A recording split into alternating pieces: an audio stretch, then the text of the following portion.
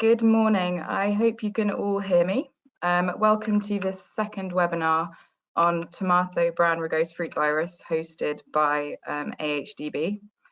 I'm Natalie Kaye. I'm Knowledge Exchange Manager for AHDB Horticulture. And alongside AHDB colleagues, including Nikki Harrison and Kim Parker, and Fera and Defra, and also industry representatives, I sit on a tomato brown rugose fruit virus steering group, which has the aim of forming a response to and mitigating for this virus from a UK perspective. Today, we're going to hear from, firstly, Adrian Fox.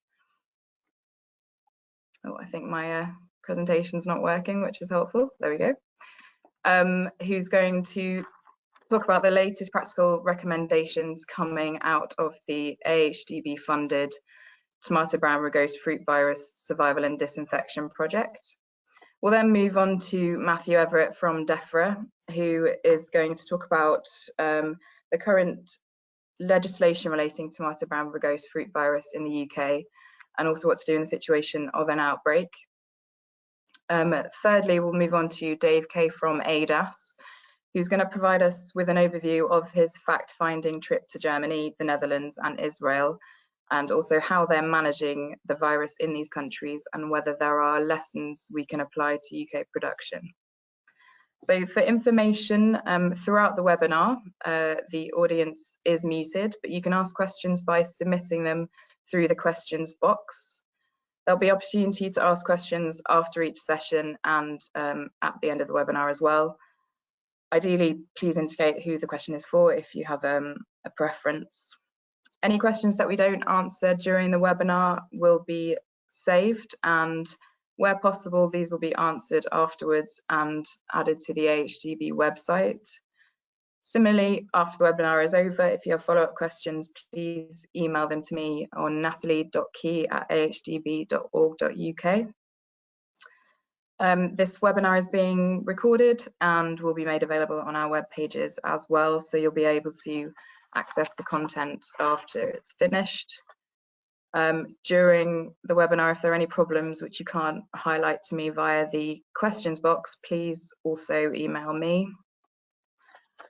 Just quickly before we kick off, I wanted to highlight some of the resources we have available via the links on this slide. We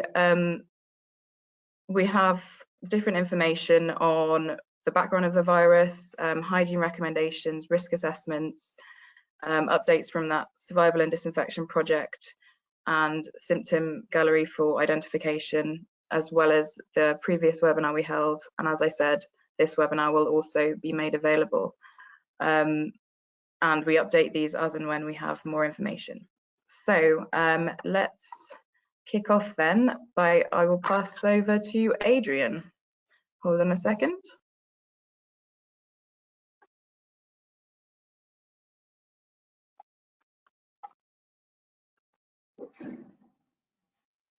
Thank you, Adrian. Okay, good morning.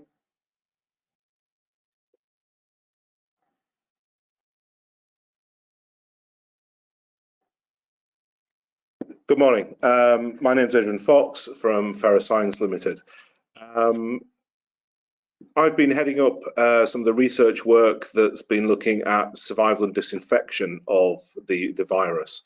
And I want to talk you through some of our results on that work, but I thought as I'm first up in the webinar, I would also do a quick reminder of what the virus is and how we've got here.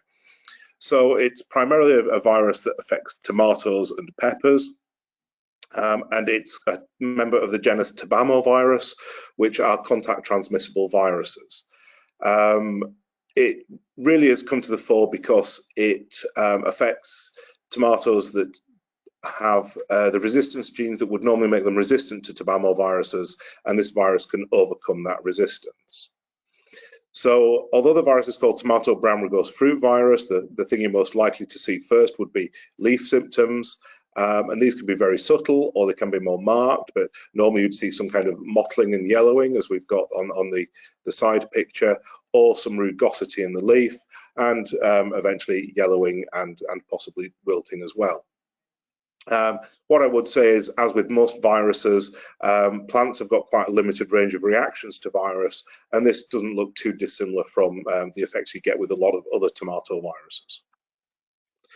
The virus itself is named after the brown rough patches that you would get on tomato fruit from infection. However, that's not a particularly typical symptom. It can happen, and the small patches, as we see on the left-hand photo here, shows some of that. But what would be more likely to happen is you'd get uneven ripening of fruit, and so you would get a mixture of unripened fruit and red fruit together. In pepper, you get some leaf symptoms, and again, you would get mottling of fruit, but more likely that you would see the leaf symptoms first. And again, in pepper, the varieties that have got the L resistance genes to ToBAMO viruses still look to be holding up against this virus, so it would be your susceptible varieties that would be particularly at risk.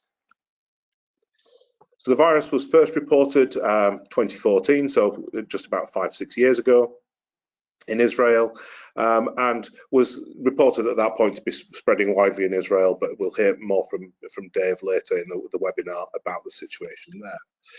Shortly after, it was reported in Jordan, and then things went quiet for a few years, and then we got reports of the virus popping up in Germany, Italy. There were interceptions in California and in Mexico. And from Mexico, there were the multiple reports of on over 100 simultaneous outbreaks going on at once, and that's where we've got the first reports of pepper as well. However, we've more recently had reports of pepper from the Middle East, infected from the Middle East as well. This is what the picture looked at the end of 2019.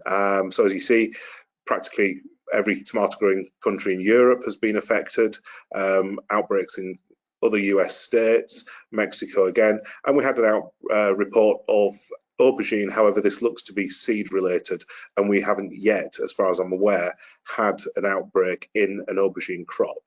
So primarily your risk is tomato, where the virus will overcome the resistance mechanisms in the tomato. However, it can go into pepper as well. In terms of hosts, as I've said, your major commercial hosts are tomato and pepper. And we have a seed report from aubergine. However, it's important to point out that we've got really limited information on non-cultivated hosts. And given the range of Nicotianas and wild solanums that have been reported with tomato brown rugose fruit virus, it's possible that it will go into other solanaceous species as well. So thinking about the work that we've been doing on survival and disinfection. So the virus comes from a genus called the ToBAMO viruses, and they're known to be robust. They're environmentally stable for extended periods of time outside their host. They remain infective at high temperatures. They can remain infective on seed for several seasons. And the two that we know most about are tobacco mosaic virus, which is the type member of the genus. And that there's a lovely report from the 1960s where they took the sputum from chronic smokers and showed that the virus was still infective in that sputum. The other probably widespread ToBAMO virus is pepper mild mottle virus, and if you've ever eaten chili sauce, you've probably already ingested this. No threat to human health, however, it has been investigated as an indicator of water treatment quality due to its prevalence and robustness. So that gives you an idea of how robust these viruses actually are. The problem is that there's no specific information for tomato brown rugose fruit virus, and given how recently it's emerged, we wanted to just make sure that some of the advice that we've been giving for control of ToBAMO viruses generally is still related to tomato brown rugose fruit virus, and it is valid advice. So the first question we had was to look at survival on skin and gloves, and we did this using both infected sap, where we rubbed infected sap on hands and on gloves, but we also used leaf contact, so simply touching an infected leaf. And in both situations, we had survival on skin and on gloves for at least 2 hours. So that's from both sap exposure and leaf contact. Your hands and gloves will remain infective in excess of 2 hours.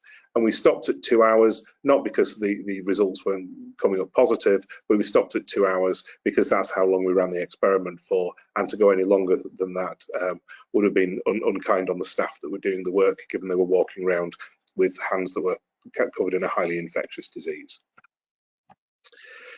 So the question then is, how do we combat that on infected hands? And so we looked at the efficacy of hand washing. On skin, our initial work was looking at just a water wash, water with soap, water with a medicated hand wash, and water with a medicated hand wash and an alcohol type gel, which is all the kind of things you would put in a normal hand washing protocol. And that, quite frankly, didn't work. It was ineffective against the virus. So we then looked at different possible treatments, so 2 commercial treatments you can see there, and we looked at washing for 30 seconds and 60 seconds. And what I'd say is that the results so far show that there is inconclusive. They have some effect. The shorter washing, so in some situations those treatments have worked, and in other situations the virus has gone through the treatment and still passed on. However, at 60 seconds, what we have found is that the enzyme Rugose does look to be working at 60 seconds. However, that also raises questions about how easy it would be to police a 60-second hand wash and how practical that actually is in a glasshouse scenario.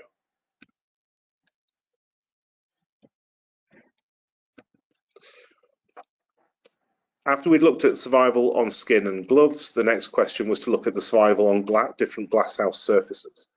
In this situation, we took glass, which we used glass microscope slides, concrete, which you can see the kind of concrete bricks that we've used, aluminium, hard plastic, and for hard plastic we've used a packing crate, polythene, and stainless steel. And as you'll see, putting sap onto these surfaces, the virus remains infective in most situations for at least 4 weeks. After 4 weeks, you get some slightly more mixed results, but in some cases, the virus is still active after 3 months and up to 6 months. That work is still ongoing. We've got other treatments to look at in terms of the 6-month survivability, but the virus is certainly robust and will survive on most surfaces for over 3 months.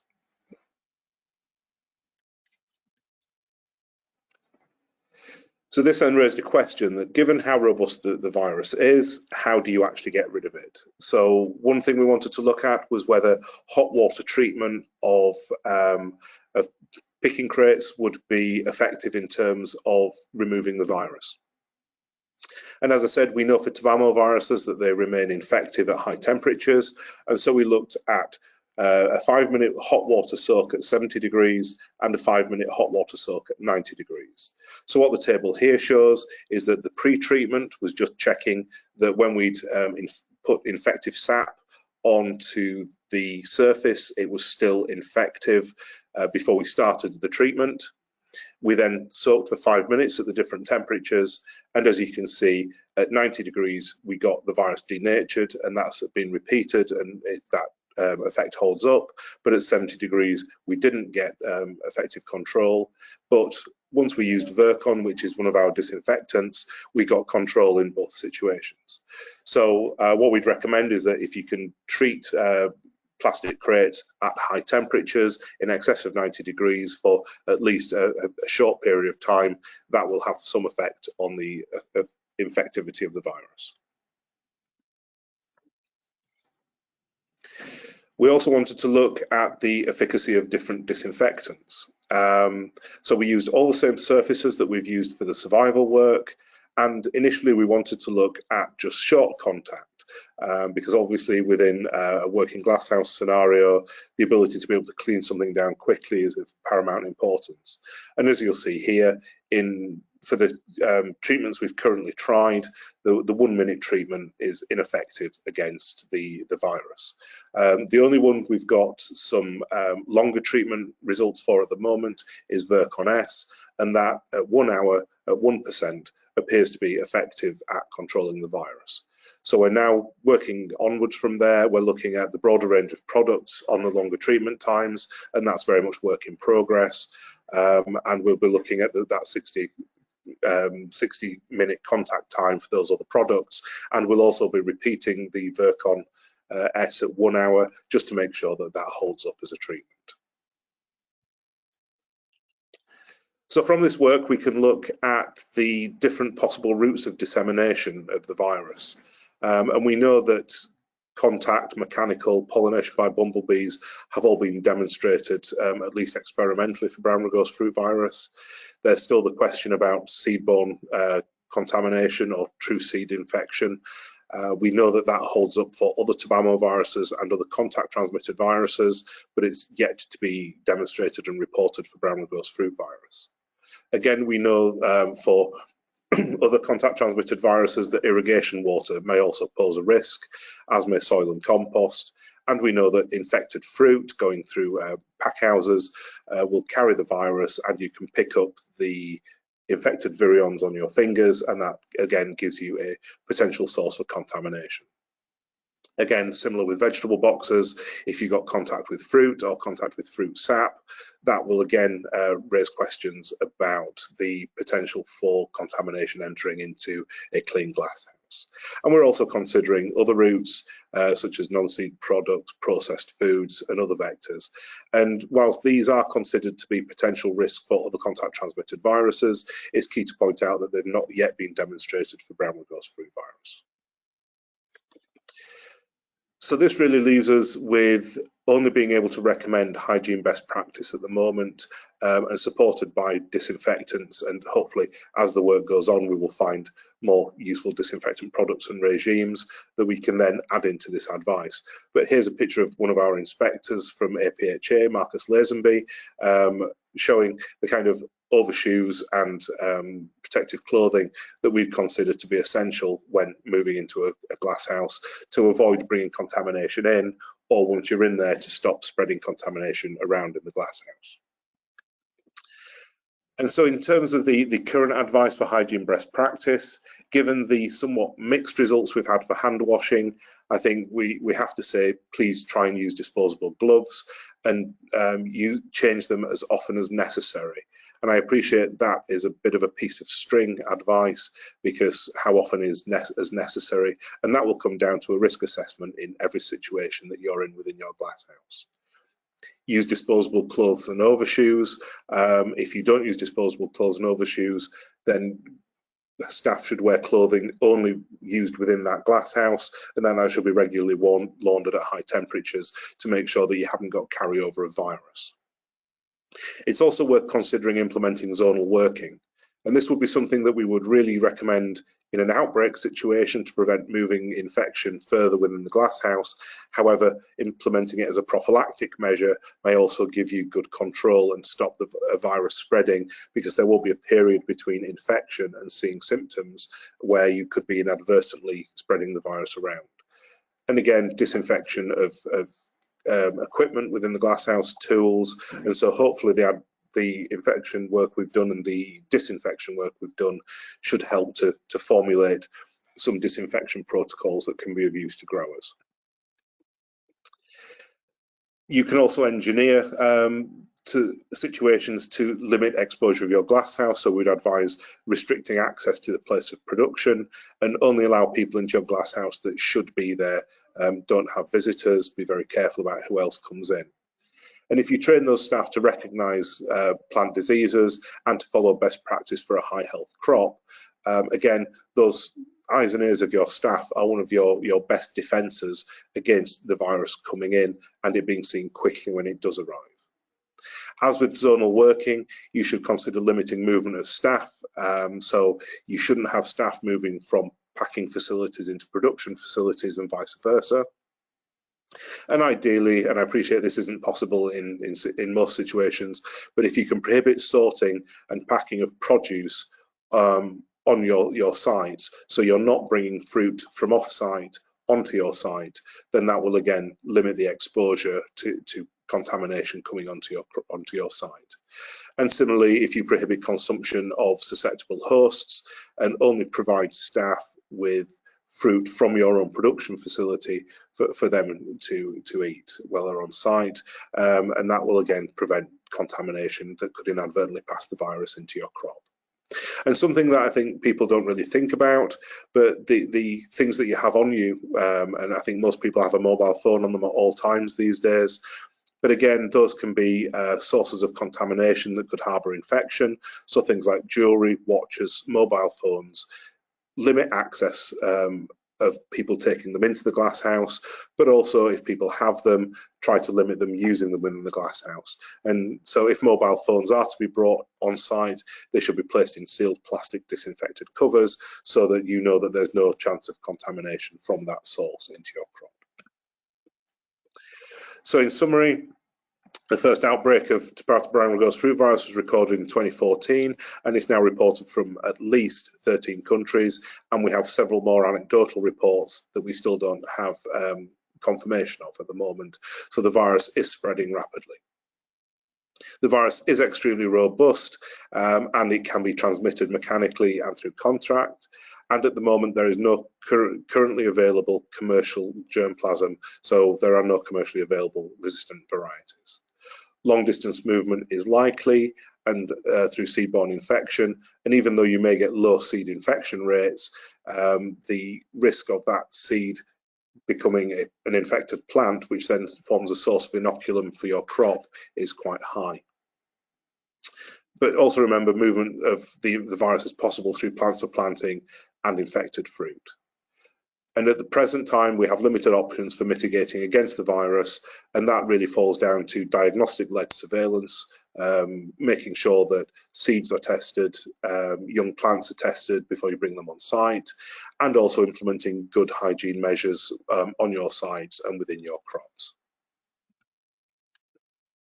So finally, some acknowledgements, AHDB for funding the work and Defra for funding other work on tomato brown rugose fruit virus through our long-term service agreement.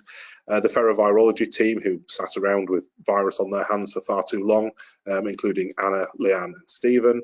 The members of the Tomato Brown Rugose Fruit Virus Steering Group, the UK Tomatoes Grower Association, and Dr. Heiko Zeibel from Julius Kuhn in Germany, and the EPO panels for all the advice and information that they've provided on the virus. Thank you. Thank you very much, Adrian. That was really great to hear from you. Does anyone have any questions? If so, can they be submitted through the questions box on the little tab there? I've got one. Do you have a timeline for when other results will be achieved? For example, the disinfectants that are being tested. Okay, that work is being done as we speak. So it will be over the next 3 months or so, those results will come out. Obviously, the 6-month survival will be slightly longer than that, but all that is ongoing work at the moment. And what other products are being tested at the 1 hour contact time, other than the ones you mentioned? Okay, so the ones we mentioned, and we're also at the moment looking at a glutaraldehyde product, but I would have to check specifically which one. We can get back to that in the Q&A answers. Yeah, that's fine. Any further questions? Oh, here we go. What are the vectors of the virus?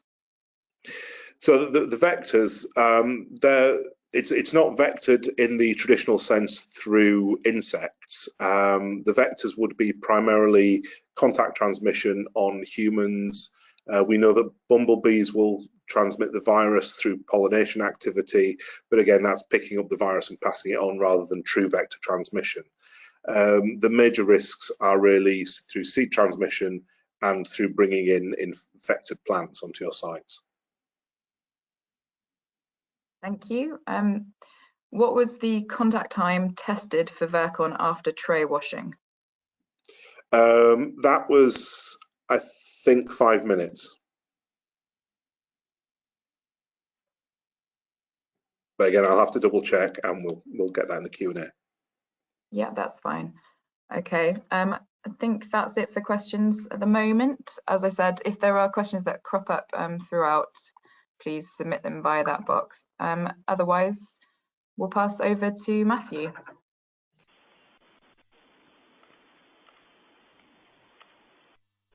Okay.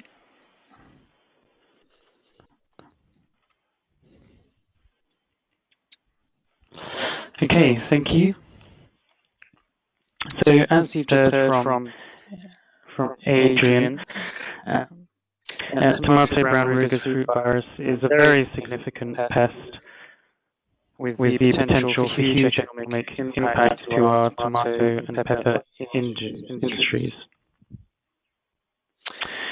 And yet, before November last year, there were very few measures in place to prevent the entry of the virus into the EU and to spread the virus within prevent the spread of the virus within the EU. So there were prohibitions on solanaceous plants for planting other than seed, which were prohibited from countries outside of Europe and the Mediterranean. But of course, the virus is present in parts of Europe and the Mediterranean. There are also no restrictions on the movement of seed, apart from that the seed must have been acid extracted or have undergone equivalent measures. And therefore, there was a huge drive to strengthen the EU measures. And following the presentation of an Italian pest risk assessment at the EU Standing Committee in June of last year, new EU measures were approved in the following month. And that is extremely speedy, particularly for the EU. And I think it's one of the quickest turnarounds of any pest that has gone through the Standing Committee. These EU measures apply to tomatoes, solanum, capsicum annum fruit, pepper, capsicum annum pepper. And during the transition period, the UK will be following these EU measures. Excuse me, Matthew. Sorry. So what I want to do in the rest of this presentation. You're a bit echoey. I don't know whether because Adrian and I are in the same room, so perhaps Adrian could turn off the sound on his computer. That might help. Excuse our technical issues. Yeah, the sound's been turned off, but yeah, I've still got this echo. I think it's a little bit better. Try again. Is that any better? Yes, I think so. Thank you. Okay, great. Right.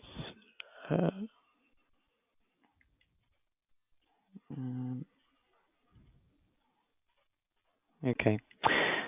Right, so what I want to do in the rest of this presentation is to go through these new EU measures and then to finish off the presentation by going through what we would do in an outbreak situation. So first of all, what do the new EU require of the National Plant Protection Organization, the NPPO? And Defra represents the NPPO for the UK. So we would have to tomato and pepper plants for planting, either at the point of entry or at the place of destination when imported into the UK. We would have to carry out annual surveys for the virus, and this would at least include the visual inspections for the virus at an appropriate time in the season. And finally, we would have to inform any person who may have infected plants of the presence or suspected presence of the virus, the possible consequences and risks of having the virus, and the measures to be taken to prevent the establishment and spread of that virus. And as I said, I'll go through those at the end of the presentation. So perhaps more useful for all those on the call is what the EU measures require of industry, of the importer. So starting with seed. So if you want to bring tomato and pepper seeds into the EU, they must be by a sanitary certificate and fulfill one of the following requirements. So they must be from a country free of the virus, an area free of the virus, or they must have been officially sampled and tested for the virus. The measures are the same for movement within the EU, apart from instead of a phytosanitary certificate, they would move with a plant passport. And there is no country freedom option. And that's perhaps because the EU is treated as one single entity, one country, if you will. So looking at the measures in more detail, first looking at the pest-free areas, country freedom and area freedom. They must be established by the MPPO of the exporting country, and they must be in accordance with the relevant international standards of phytosanitary measures. And for country freedom, the international standards, all you have to show is that the country is that they have of the virus. And this would be done through general surveillance, such as looking through published scientific papers, industry reports, citizen science. But you wouldn't be actively surveying, specifically surveying for the, and it would just be using the information that is available.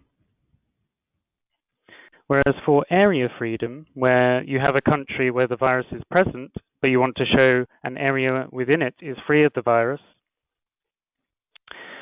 then you would have to be a little bit more rigorous. You would have to do specific surveillance for the virus. You'd have to establish measures to prevent the entry of the virus into that area. Moving on to the seed testing option. In the EU measures, it says that the seed must have undergone official testing for the virus on a representative sample using the appropriate methods.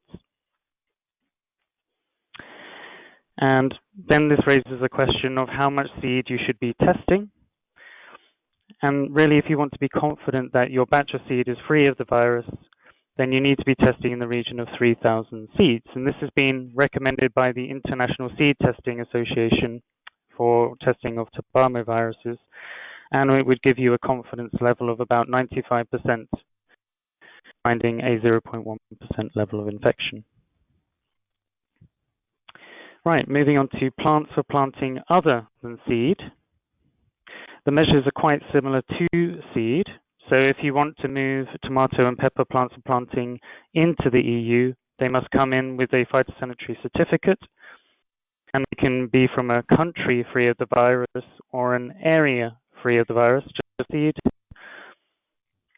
But different to seed, they can also originate a registered production sign to be free of the virus on the basis of inspection, and those plants must arrive from seeds that originate from an area free of the virus, or they have been officially sampled and tested negative for the virus.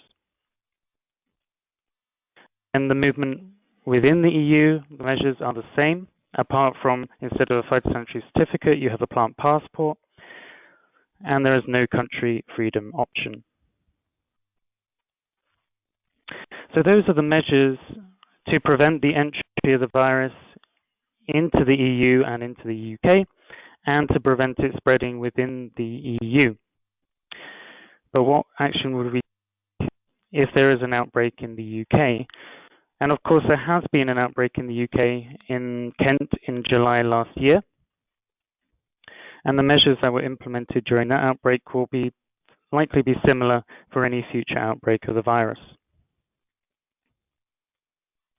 In accordance with the EU measures that I've just described, tomato brown rugose fruit virus is prohibited from being introduced and being spread within the EU, and therefore will be taking statutory action against findings of tomato brown rugose fruit virus. And the aim will be to contain the virus, but ideally to eradicate the virus.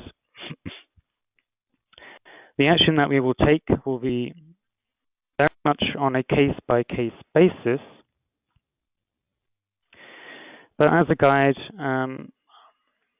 I will go through some of the likely measures that we will take in an outbreak situation. So in the growing season, when the virus is found, then we will be thinking about preventing the spread of the virus. So we will be restricting the movement of plants out of the affected glasshouse or glass houses, apart from if they are moved for destruction. And we may also allow the movement of fruit direct to retail or wholesale, and we may allow the fruit to be packed at another production site as long as there are sufficient hygiene measures in place to prevent the spread of the virus. We will also be thinking about the restriction of movement of people, equipment, machinery, vehicles, etc. into and out of the affected glasshouse. As Adrian was saying, the virus is very easily mechanically transmissible, so there is that potential for spread. If there are plants showing very severe symptoms of the virus, we may decide that we want to kill those plants to reduce the viral load of the virus in the affected glasshouse. We will also be thinking about good hygiene measures, as Adrian went through in his presentation. And if there are glasshouses grow host crops nearby to the affected glasshouse, then we would be thinking about monitoring the symptoms on those crops. And while bumblebees are usually the good guys, in this case they're a bit of a bane, and as they can also transmit the virus mechanically, and therefore we will be thinking about minimizing that risk of transmission. At the end of the season, we'll clean up, so we will need to remove all of the plant material from the house, and that will be destroyed either by deep burial or another approved method, depending on the situation. And we will need to remove any disposable items from the glass house, such as string and growing media, etc., from the glass house. One exception would be, of course, if the plant grew directly into the soil, not in pots, then it might not be possible to remove the growing media in that case. Once all the material has been removed from the glass house, we want to clean down the glass house with water and detergent to remove traces of organic matter. And then we will want to disinfect the glass house. It's really important that the organic matter is removed because disinfectants don't work as well if organic matter is present.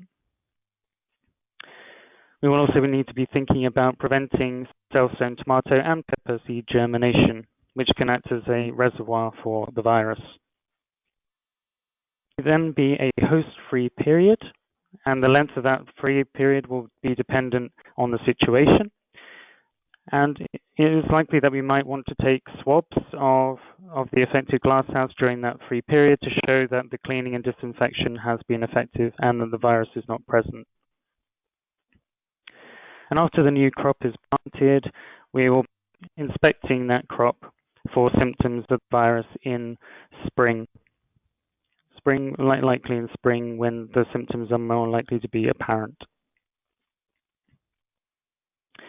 And hopefully then we will be able to declare eradication of the virus. And are developing a contingency plan for the virus, which goes through the whole outbreak management process for the virus. And hopefully it will be available in the months, publicly available on the Plant Health Information Portal. And finally, just for your awareness, the European and Mediterranean Plant Protection Organization, which is a regional plant protection organization which provides recommendations on plant health issues to its member countries, which has about 52 member countries, including the This organization expert working group on the virus in November last year, where they produced risk analysis for the virus, and they made recommendations on phytosanitary measures and on outbreak measures. It's currently being read at the moment, so it's not publicly available, but this will be very useful for us when considering our own measures. And there will be an opportunity for us to consider our own measures as we have left the EU. Right, and thank you for listening. Thank you very much, Matt.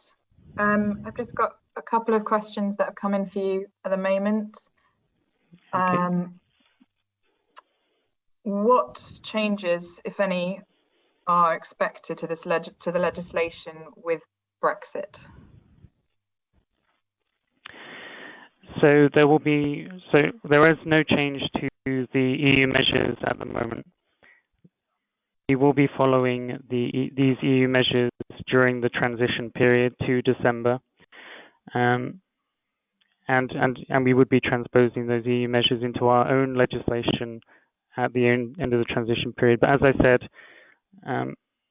with the work that EPO has done and the monitoring of the situation that the UK is doing, we are considering our measures and whether we want to strengthen measures.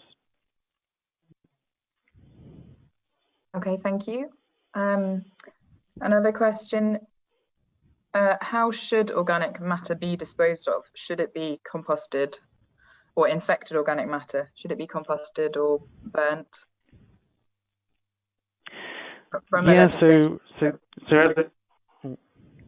as I said, so the main two options for the disposal of material would be incineration or deep burial of that material. But it may be possible that, yes, that maybe anaerobic digestion or composting are possible options, but we would have to review those options, and we'd have to check what is being done through those measures.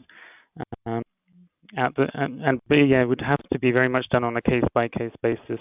But we would be open to considering other measures if it's. Okay, thank you. I think those are all the questions for you at the moment. So we'll pass over now to Dave. Thank you, Matt. Okay.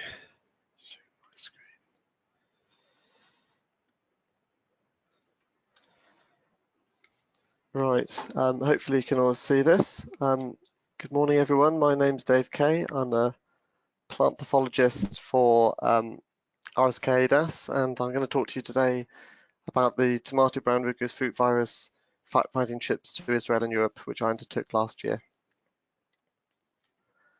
So obviously there's great concern surrounding tomato brown rugose fruit virus, and it was decided last year that it would be worth a researcher undertaking a fact-finding study tour of tomato and pepper production sites and research institutes in the Netherlands, Germany and Israel, where the virus has been found, reported and acted on, with the aims to identify management strategies for the avoidance of infections occurring on site, and then improving strategies for reducing this impact when infections have occurred, and also how these infections can be successfully eradicated from sites. One of the most sensible things that we did, or the industry did, and the industry in Europe did, when the threat became larger, was to stop visits. It's a sensible, pragmatic approach, but when you stop visits, you can restrict communication. And when you've got a new outbreak such as this, or the emergence of a new virus, it's important to keep communication levels high.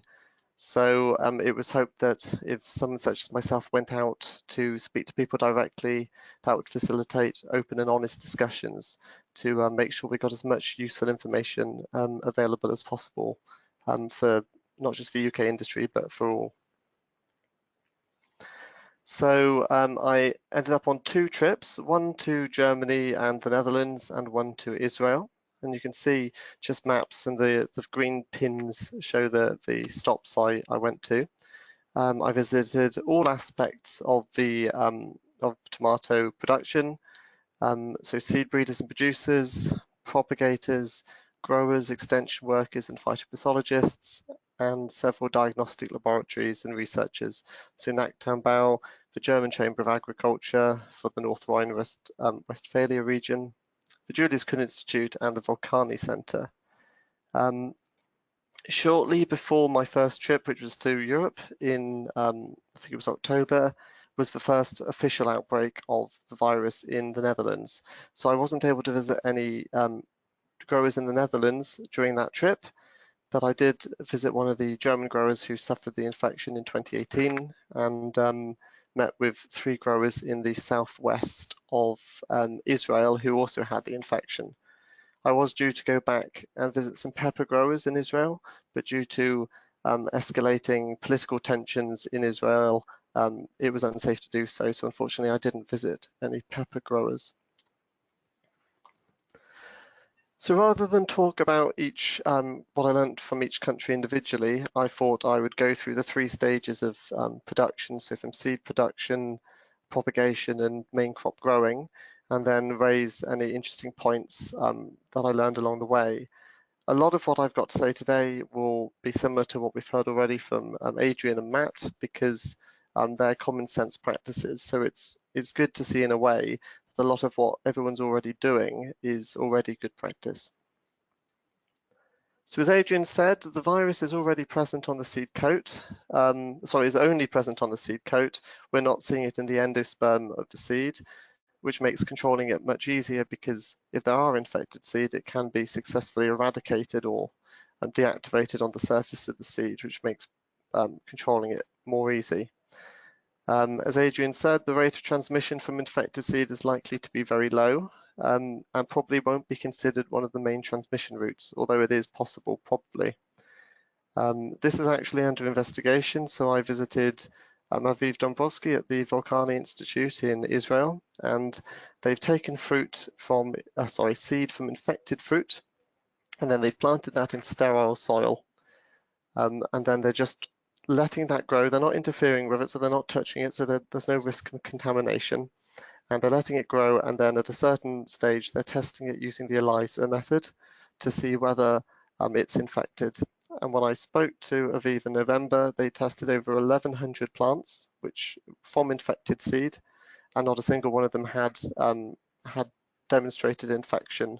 So it will be possible, but it appears that the rate of transmission from inoculum on the seed coat to seeds is incredibly low. And then if you think about that, producers will be treating their seeds anyway. Seed transmission is not going to be a major route. It's always most likely going to be a mechanical transmission, which is how in Israel it spread so quickly in just a year, basically across the whole country. Generally speaking, seed production is isolated for good reason. Keep it isolated so your risks are low. There are some cases where it started off being isolated, but other sites have grown up around some tomato seed production sites. And I have heard of one producer that's actually up and moved because of this. So, you know, they are taking it very seriously, the threat of this virus. Access to parent stock is very limited. Obviously, it was limited before, but they've put in further protections. These crops are closely monitored by phytopathologists and tested for tobamoviruses. A lot of the tests just detect tobamoviruses. They can't distinguish between tomato brown rugose fruit virus or tobacco or tomato mosaic virus. But that's not too much of a concern, because they don't want any of these viruses to be present. So they test routinely for these. But most seed producers will be following these quality assurance programs such as ISTA, ISHI, NAL, GSPP or SCAL practices. So, there's protocols for these, they're audited, so you can be confident that what they're doing is sufficient. And when I spoke to some of these seed producers, they said, we already have programs which are effective against tobamoviruses. Although this is a new virus, tomato brown rugose fruit virus, it's still a tobamovirus. So what they were doing before was already sufficient. But because of the threat, they have factored in a few changes to their practice. But on the whole, they were probably already sufficiently good at controlling it. Moving on to resistance breeding, as we know, there's no fully or partially resistant commercial varieties available. If there were, we of course would be using them. But resistance development is underway. With modern techniques that we've got now, it's probably occurring at an even faster rate than it would have done 5-10 years ago, but it's not going to be an immediate fix. It's going to take a few years for them to be developed.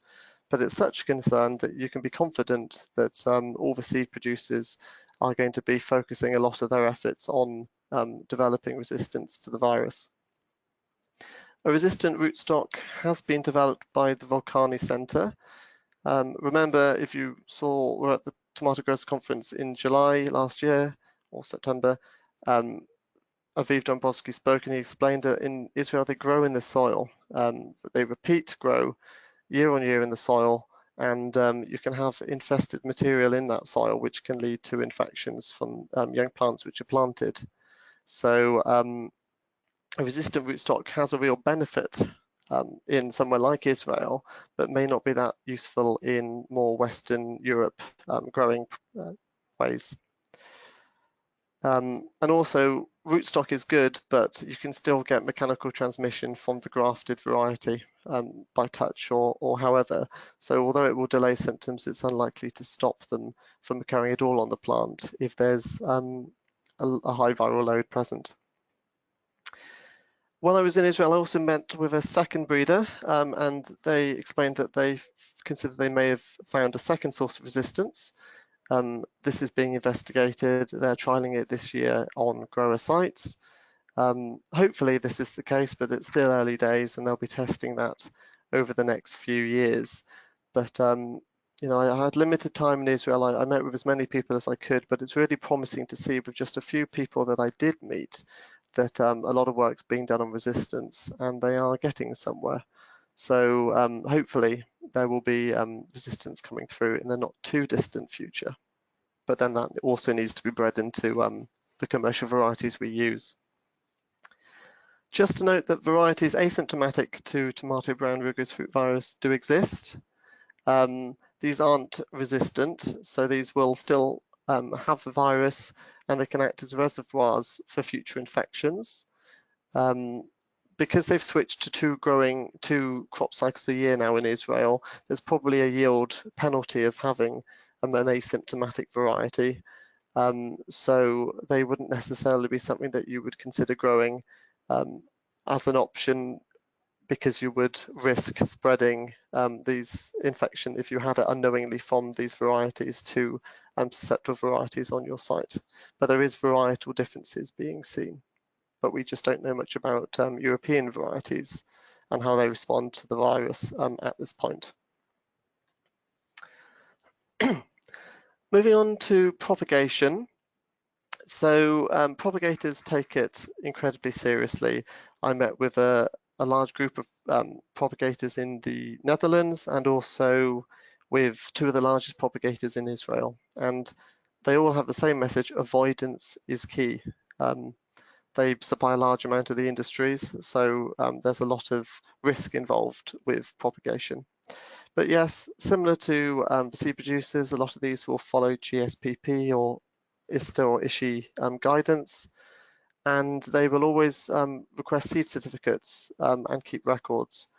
One of the problems is with this virus, especially in Israel, is that if an infection occurred very early on, it's unlikely symptoms will be seen before that plant is shipped off to a grower site.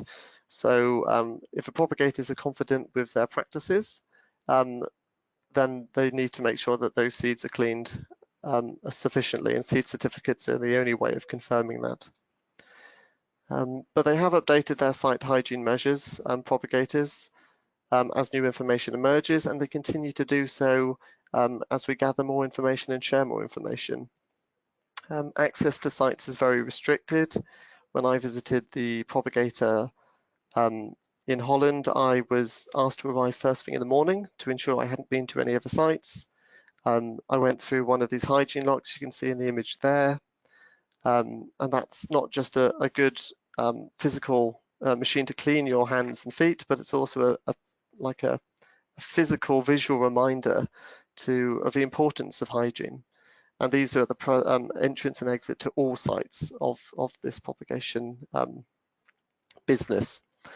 When I entered the site, I was marched directly up to the meeting room. We had the meeting and I was marched back down. There was no tour. I wasn't invited to see the rest of the site, which was appropriate considering the risk. When they have contractors in who have to do some work, they are expected to just go where they're needed to work. They get changed into cotton oversuits and gloves and appropriate clothing in their vehicles, and they do not get unchanged or changed out of that until they're back in their vehicle when they've finished. They're expected to arrive in clean clothing, and clean clothing is supplied to staff when they arrive to work, so they change again. Grafting blades are very frequently changed. Gloves are worn at all times. Gloves are changed. Gloves are sterilized using appropriate disinfectants. And they've invested in single-use trays, so they're no longer happy to have trays back. So when anything's shipped out, the lorries are disinfected before anything's put in, and those trays will never return.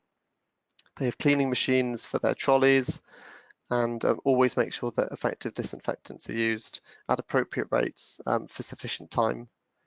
So it's being taken very seriously at Propagation, and I was pleased to see the level that was being done. As Adrian mentioned, they are doing zonal working as well, and they've moved a lot of their tomato production to a few sites, and pepper production, just so that they can have additional practices and procedures at those sites, which they couldn't necessarily implement across all of their production, because they don't just grow tomatoes and peppers. Moving on to main crop production, as Adrian said, it's worth testing plants before or at delivery for the virus. Obviously, if you've got any suspicions or some plants are looking a bit strange, you might want to quarantine them when they arrive on your site, but it's worth establishing, if you do get an infection, where that infection came from. Again, visitors are limited and control access to production sites is managed. I've not been to many tomato nurseries in the UK in the last year because of the shutdown, and that's, I think, going to have had a real big impact on controlling the virus, because if you look at Israel and how quickly it spread there, it really does help to control who's coming in and into your site. It's important to monitor closely for symptoms. This is a message I kept on receiving whilst I was away, especially among rows. So I was very lucky to go to one of the German growers who suffered from the virus back in 2018. There were 6 German growers who had the virus, all part of a grower group. So unfortunately, it was spread via mechanical transmission between sites by visits. I met there with the grower, but also with a crop protection worker called Heike Scholz-Doblin, who was fantastic help. She really knows her stuff, has been a consultant on tomatoes for several years, and she noticed a pattern in the spread of the disease. So she's aware of the epidemiology, and she's aware of the pattern of the disease, and it's important that we understand diseases well in order to control them. So she noticed along the first row into the glasshouse that symptoms had appeared all along the row. And often, if it was a disease such as pepino, it tends to be quite sporadically spread. So she thought something was up, and she sent some of those plants off for testing. And whilst they were being tested, the situation became much worse along those rows. Symptoms really progressed quickly. And it was later identified firstly as the virus and later as tomato brown rugose fruit virus.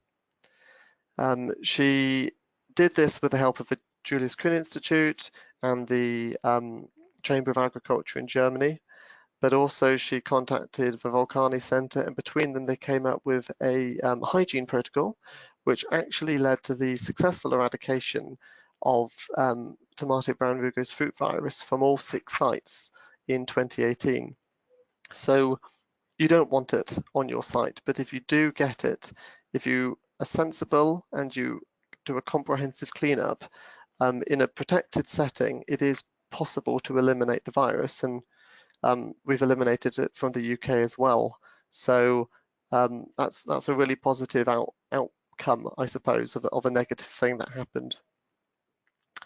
On this site now, they have changed how they act. So they wear fresh clothing and they more frequently replace their gloves, and they disinfect their hands once they've got the gloves on using EnoRapid on site. They've now implemented a 1 knife per row method. So basically, in order to not use the same blades on across the whole cropping area, every evening all the blades are collected and they're soaked overnight in a suitable disinfectant. These are then hung out first thing in the morning after, say, 12 hours of disinfection, so they can be confident that these knives are disinfected. And then the crop workers will work down a row, pick up that knife whilst wearing gloves, work down the row, and when they finish the row, they come back, hang the knife up, maybe change their gloves or re-disinfect their gloves, and then they start working on to the next row.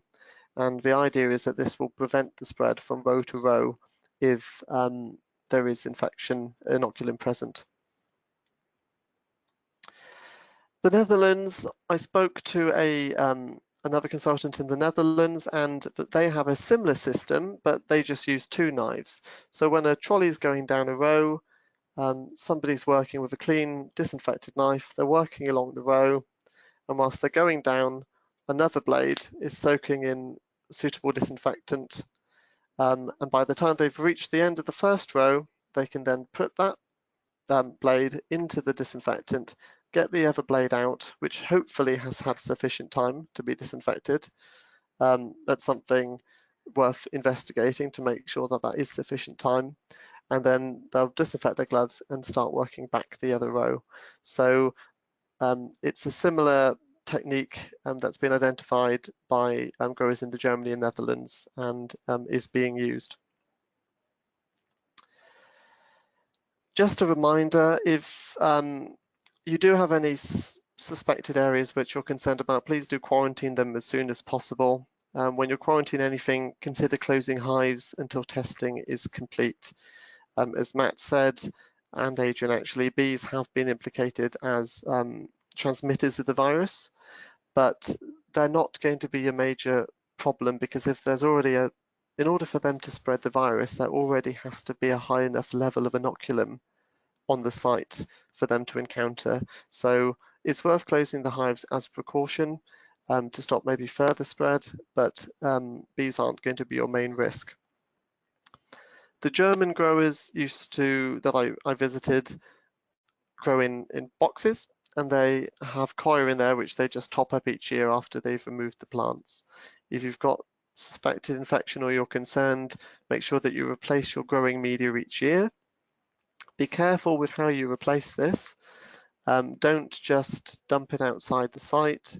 If it does contain tomato brown rugose fruit virus particles and it's outside your site for a long time, dust from that, if it was coir, could blow off into your other houses which may not be infected, or it could actually infect weed species around your site, and you don't want to establish a permanent presence of the virus on wild species on your sites.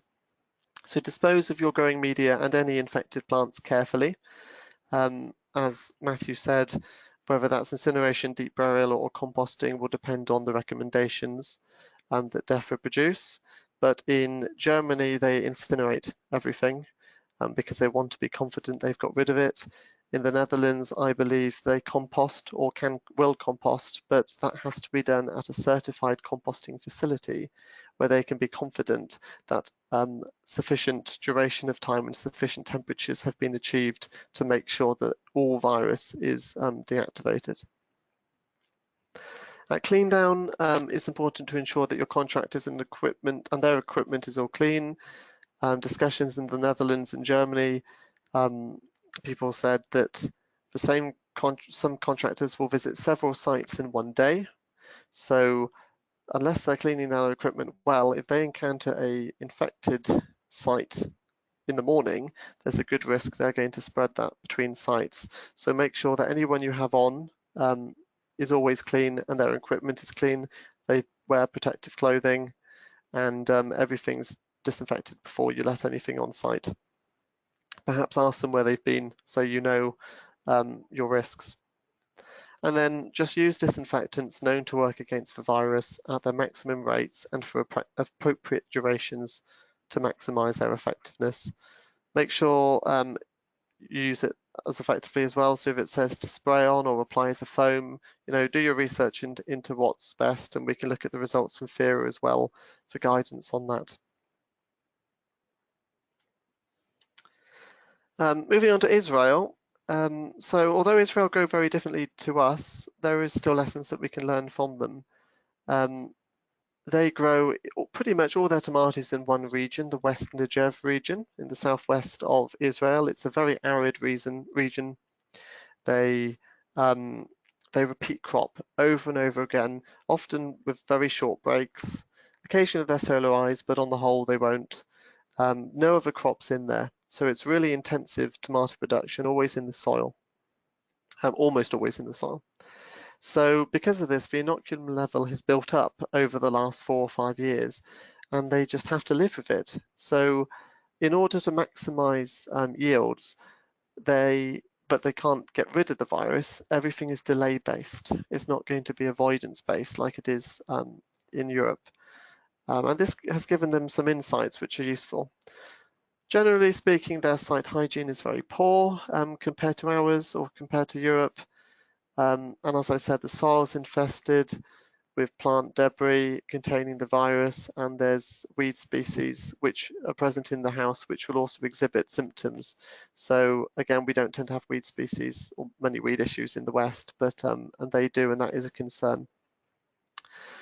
So they switched to 2 cropping cycles per year because plants weren't surviving for a whole season, and by doing 2 cropping cycles a year and grafting, which they didn't do before, and taking 2 heads, they've managed to go, and also from an improved choice of variety to ones which aren't so susceptible, they've managed to reduce their crop losses from about 100% to around 20, which isn't good, isn't ideal, but they can survive on that. They're all in the same boat, and they can just keep going until resistance is developed.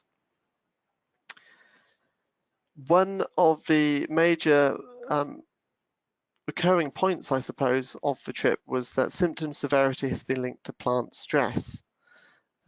In Israel, they have 2 cropping cycles a year, one in the winter, a longer period, and then a shorter one in the summer.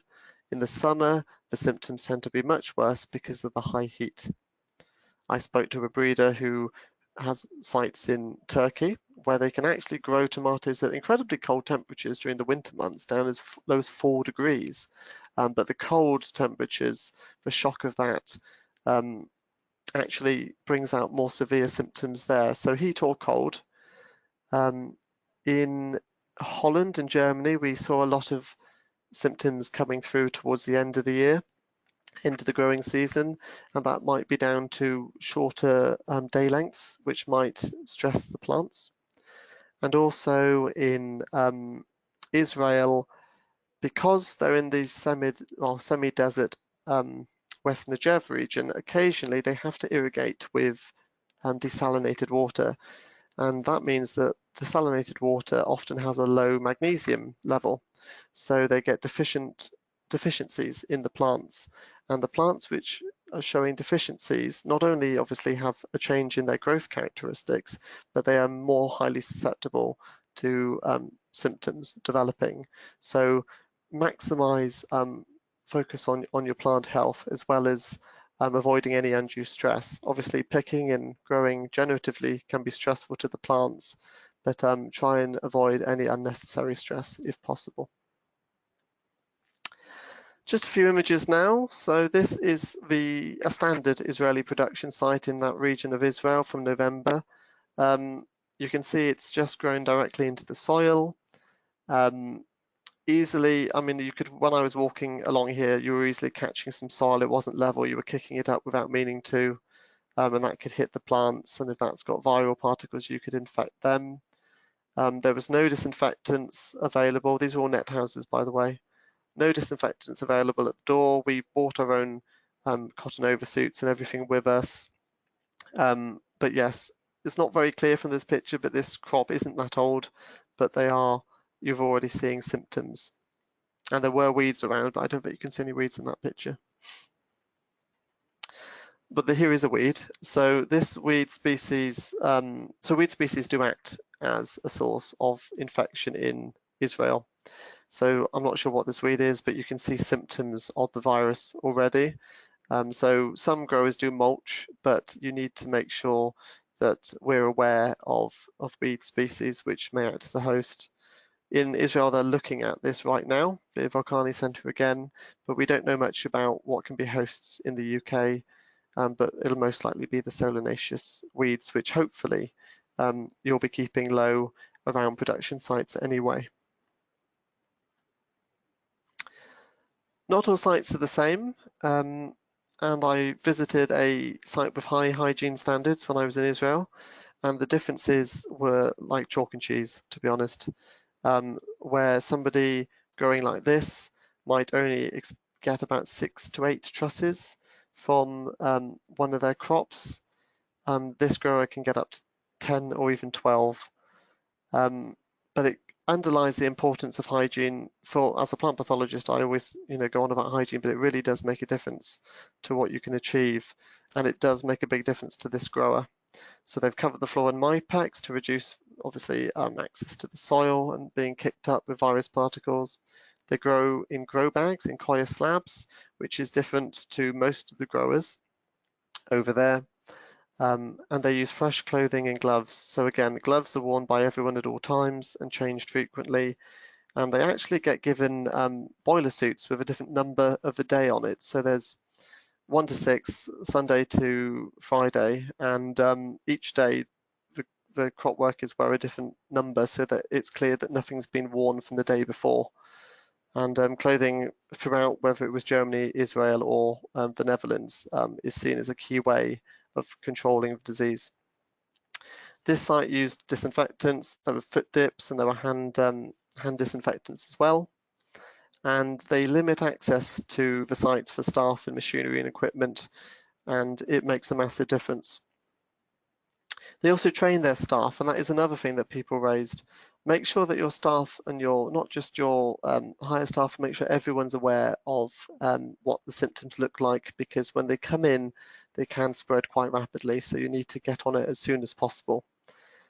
In Israel, all the staff, crop workers are pretty much from Thailand, and the Israelis obviously speak Hebrew, so there are language barriers, but this grower gets in translators more frequently to make sure they can effectively communicate with their staff.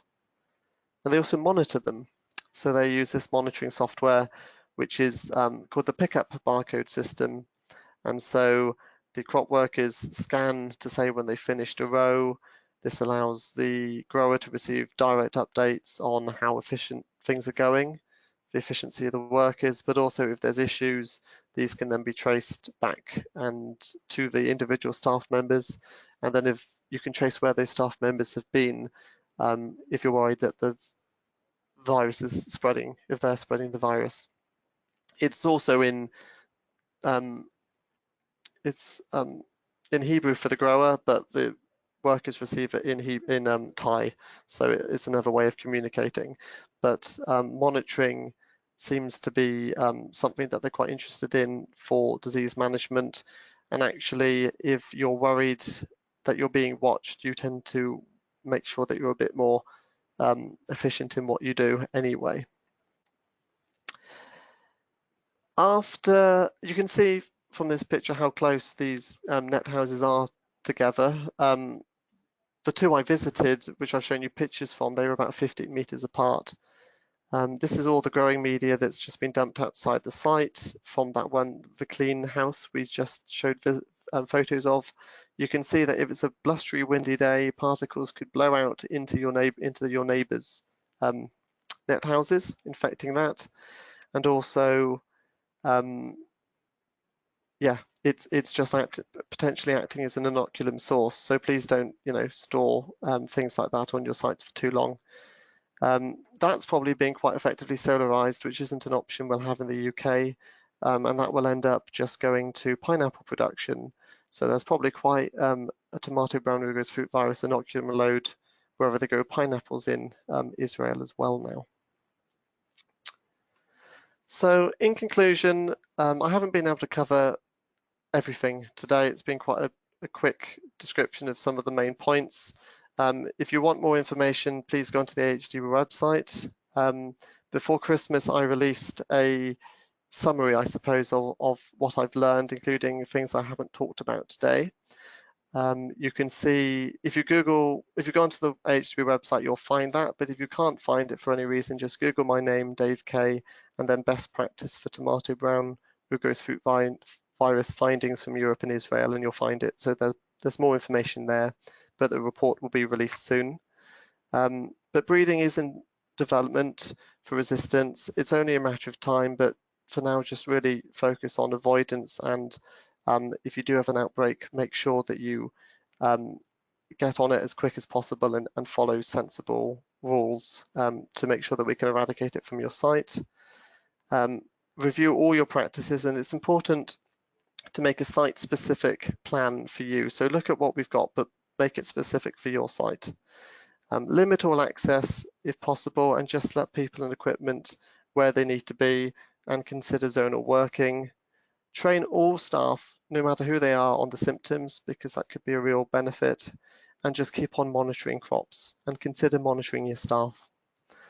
We're learning more about disinfectants with the work from Fera, so make sure that you use disinfectants which are effective at maximum rates and for sufficient time to achieve effective control. And if you can, avoid unnecessary plant stress and just focus on maximizing plant health as well. But if you do have an outbreak, make sure that you report it to Defra as soon as possible. Yeah, I've got a lot of people to acknowledge for chips. Wouldn't have been possible without the help of a huge amount of people.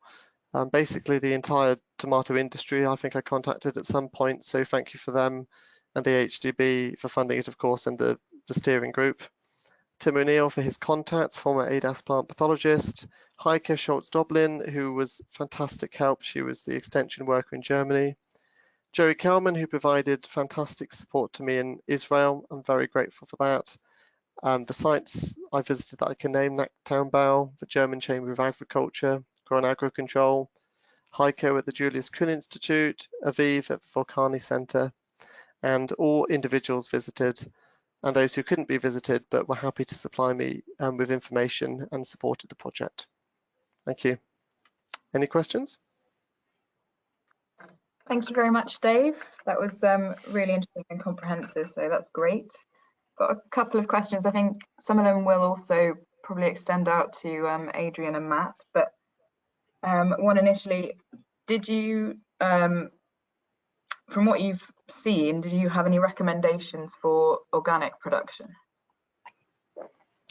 This was a tricky one. I asked everyone I visited because it's such a concern, and unfortunately, apart from just do your very best to stay clean and not let it on your site, there weren't any practical outcomes for organic production. I'm afraid not. Okay, that's fine. There's a question here that you might be able to help with, and maybe Adrian. Will sodium hypochlorite in a wheel dip at 1000 ppm of active chlorine have any effect in stopping virus on forklift wheels entering the glasshouse from the pack house? I think that's best for Adrian, but you'll need to make sure that you cover your entire wheel, so the whole wheel's covered. Yeah, thanks for passing that one on, Dave. I think what I'd say is that so far the disinfectants we've tried at short exposure times appear to be relatively ineffective.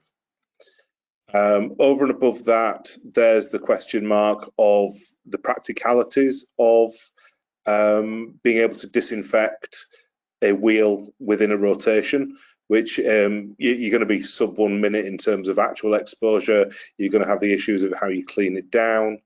And then obviously as the wheels are spinning, it's going to push that disinfectant back off. There's a lot of crevices on a wheel as well.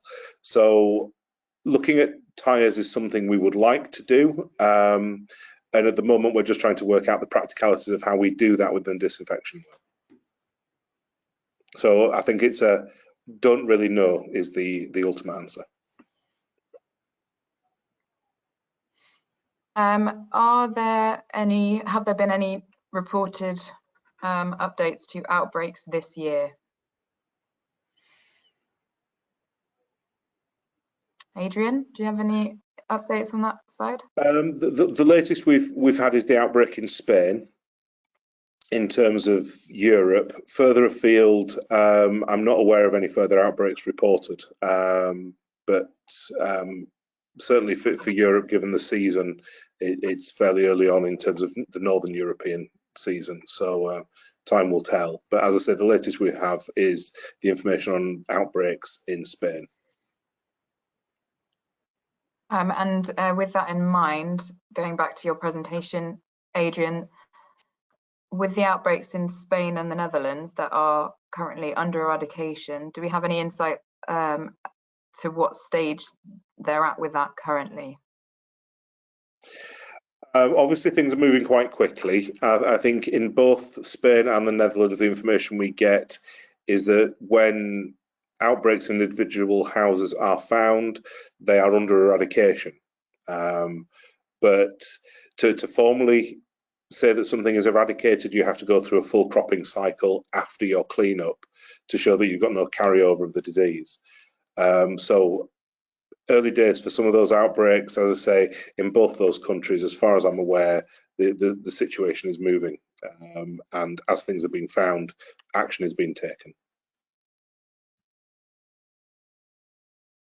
Thank you. I think this has been mentioned, but there's a question about how to minimize transmission by bumblebees. Are you happy to take that, Dave? Yeah, so if you're worried about bumblebees transmitting, I would suggest you close down your hives first just to confirm whether you got the infection.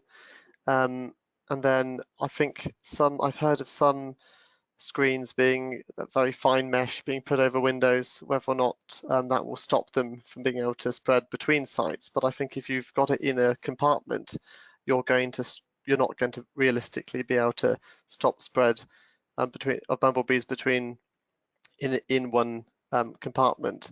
But yeah, if you can limit the spread of them using mesh or whatever, or making sure that your doors are closed if you're going between compartments. I mean, some of them might fly out. But yeah, it's very difficult to control. Thank you. In your opinion, well, Adrian or Dave,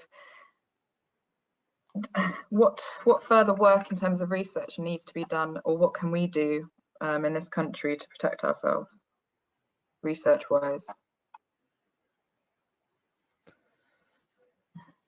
So it's an open question. I think it'd be to protect us would be just making sure that we continue to test, and maybe I think Adrian, you're already coming up with protocols for kind of a gold standard for testing, which a lot of people were asking me when I was away. But just improve testing and maybe know more from basically what we're doing, but maybe weed species would be useful to know what could potentially act as hosts, but just sensible approaches like that. Yeah, as Dave says, I think knowing more about the alternate hosts, because again, that picture from Israel looks like a Kinopodiaceae, and whether that's been reported or not as a host or not. As I said on my slides, and as Dave said, there's a potential range of other weed hosts that we don't yet know are hosts. So I think clarifying some of that will be useful. Obviously, getting some firmer disinfection advice would be useful. The ideal would be the shortest contact time possible, but we appreciate that that's probably not going to happen with this virus. And again, that then brings in things like what you might call the more awkward surfaces. It's one thing if you've got concrete that sits still and doesn't move, so you can treat it for a long period of time. But yeah, as we've already said, things like wheels on forklifts will present a real challenge, where you've basically got the space of time it takes to go through a wheel dip to try and disinfect that surface. I think on the diagnostic front, again, as Dave says, we're in the process of pulling together the diagnostic standard on tomato brown rugose fruit virus for the European and Mediterranean Plant Protection Organization, EPO. And that expert working group will kick off in the near future, and that will be pulled together as quickly as we can. But there are also some deeper questions, so that will cover the basics of diagnostics. So how reliable is it for diagnosing from seed? What are the best protocols to follow? How reliable is diagnosing from leaf, and what are the best protocols to follow? But some of the practical questions on the ground. So how early in the infection cycle can we actually pick up the virus, so that we can be sure that if we're doing latent testing, so testing of plants early in the cycle, that we can be sure when we're not seeing symptoms that we're still able to detect the virus, so we can then advise growers better on when the best time to test is, how many samples should be tested, and all of that is, at the moment, we're working on the best information we've got, but we don't have any hard and fast details to cover brown rugose fruit virus specifically. I'll just add that obviously there's a lot of work being done on resistance, which we're not doing, but there's probably those better able to do it. So there obviously is research going on into that, a lot of research going on into that. So hopefully that'll come out not in the too distant future. Thank you. I think we've got time for a couple more questions. Do we have any idea of what the reported crop losses have been in Europe, Middle East and North America? So obviously you mentioned initially the losses in Israel, Dave, which they've managed to reduce considerably. Do we have any idea about elsewhere? I think the original outbreak in the Netherlands, did they report 8? Because it was just starting, but that's the only one I know about. I know in pepper, because they don't have VL gene, VL4 gene resistance, in pepper, it's been quite catastrophic in Mexico. But from tomato, I don't know the figure, sorry. I think one of the difficulties of getting that kind of information is differentiating between crop loss due to disease and crop loss due to eradication action. And in most situations in Europe, certainly because eradication action has been taken, the impact will effectively be total crop loss in most cases. But because we're not letting the crops run, it's difficult to say what the impact of that virus would be under Northern European conditions if you let the virus run its course. Okay, thank you. I think this question says, how does LED diagnostic work, or LED diagnostic work? Does that question make sense to you? LED, yeah, so does it mean LFD, perhaps? Lateral flow device diagnostics? I imagine it would be. Yeah. That's LED, perhaps. Sorry?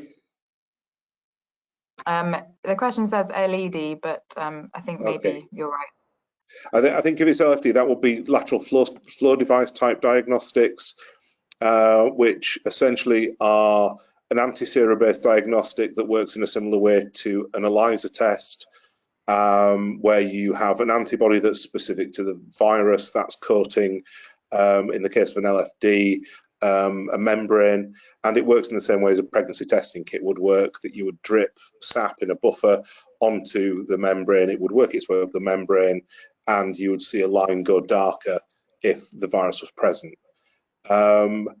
At present, I'm not aware of any specific LFD type diagnostics for brown rugose fruit virus. What I would say is we know that some of the Tabamo virus anti-sera cross-react with brown rugose fruit virus, but whether any of the diagnostic manufacturers are either using that and claiming that you can pick up brown rugose fruit virus with their general Tabamo virus, so TMV or TOMV, LFD type kits, so you've got dipsticks which are very similar. I'm not sure if anyone's claiming that, or whether there's a specific product available at the moment. Okay, thank you. Do we have any indication of what the possibility is of varieties becoming naturally immune to the virus? I wouldn't have thought that would be, of the way they're bred, I think they're quite uniform, so I wouldn't imagine there would be any natural immunity that would come in. I think that the breeding programs to develop resistance and then breed those resistance genes into existing varieties will be the most sensible approach. Trying to grow through the virus is not something I would necessarily advise, because if you've just got one site, if you've got multiple houses, you could spread it very easily between houses. And the longer you have that virus on site, the more difficult it is going to be to eradicate. Thank you. Anything to add to that, Adrian? Again, given the way that monoculture cropping works, you won't get plant immunity developing within crop. As Dave said, we're aware that resistance breeding work is ongoing, and no doubt resistance genes will be found, or alternatively tolerance may be found, but at present those aren't at market yet. Okay, thank you. And one last question, which is, I think, quite tricky to answer. What is the likely level of infection on fruit in supermarkets? It must be impossible to answer, really, but any insight? They found fruit, I think, in Florida, which came from Mexico, I believe, which may have been infected. But if it's infected, if it's fruit from infected plants, then and that's going through the packaging and the process, then it would stand to reason that you would pick up infected fruit in supermarkets. But I don't think any research has been done yet looking into whether there are infected fruit in the UK supermarkets. No. Again, is there something Matt can pick up here? We certainly haven't looked specifically at fruit. And again, there's a chance that because of the variability in symptoms, that if fruit was coming from an infected house, that it could sneak through the system and make it through grading. But again, I'm not aware of any specific work that's ongoing. Matt?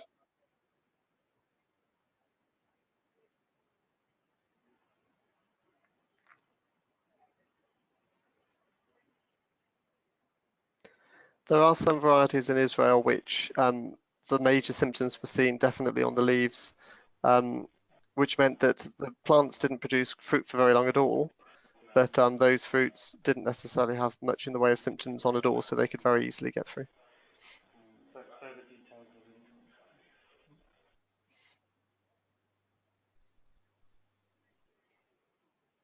Getting loads of feedback. Sorry, Matt's struggling to communicate at the moment. He's just getting some feedback.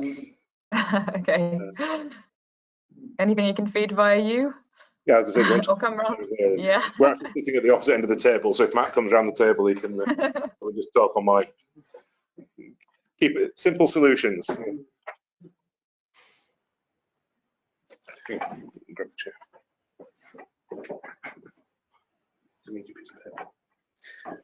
I'm okay.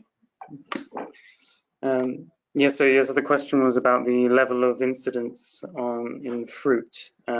So all I can really add to this is that the European and Mediterranean Plant Protection Organization, when they held their expert working group in November last year, they have pointed out that fruit is a potential pathway, particularly damaged fruit. There is the possibility of transfer of the virus from damaged fruit onto other materials and growing crops, but really we don't have any indication of what level of incidence that would be, and then moving forward to a supermarket. Thank you very much, Matt. I think with that, I just want to finish up and say thank you very much to Dave, Matt and Adrian for their contributions. I think you'll agree it's been really comprehensive. As mentioned previously, if there are further questions, please do send them to my email address, so natalie.key@ahdb.org.uk, and then between us we'll make an effort to answer those and put them up as a Q&A on the website alongside this recorded webinar as well, hopefully within the next couple of weeks. So with that, thank you for your attention, and no doubt we'll be in touch soon. Okay, thank you, bye.